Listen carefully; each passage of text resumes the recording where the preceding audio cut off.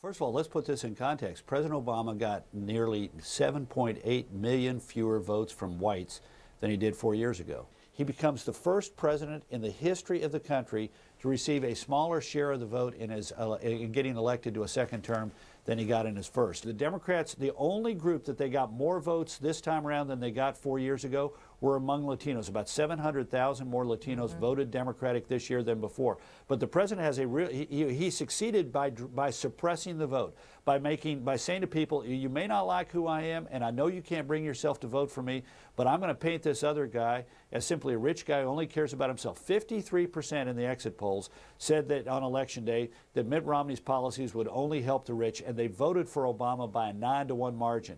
Of the 21% of the electorate who said the most important characteristic in a president was that he cares about people like me, they voted for President Obama by almost a 9-to-1 margin. They effectively denigrated Mitt Romney's character, business acumen, business experience. But what do you do about that?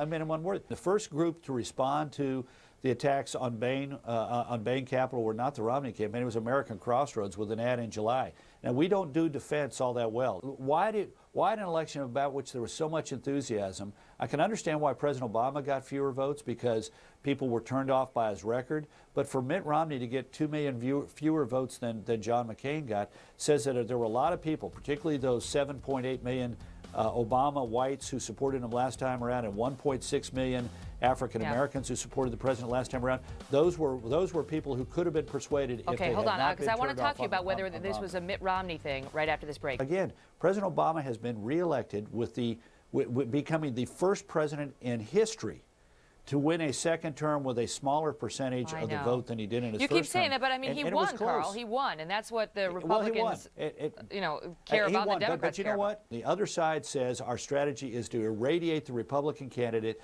and make him unacceptable, even to the point of knowing that we're going to suppress the vote. I mean, remember, we had a campaign strategy by the incumbent president of the United States deliberately designed to so turn off people that even if they disagreed with President Obama, they could not bring themselves to vote for the other guy. That's a pretty cynical strategy. And it works. But also we have a problem with Latinos. Here in Texas, we routinely get 40% of the Latino vote in Texas. We've got lots of local elected Republican officials in Texas who are Latinos, and they make the arguments in a persuasive way. It's hard to have some Anglo go make the argument to a largely Latino community. In Deep East Texas, we re-elected an African-American state representative, Republican state representative, in a district that's overwhelmingly white. Why? Because we're a diverse party that believes in that kind of thing. We appreciate you being on, Carl. Thanks so much. You bet. Now you're going to get me in trouble with the doctors as well. Still talking.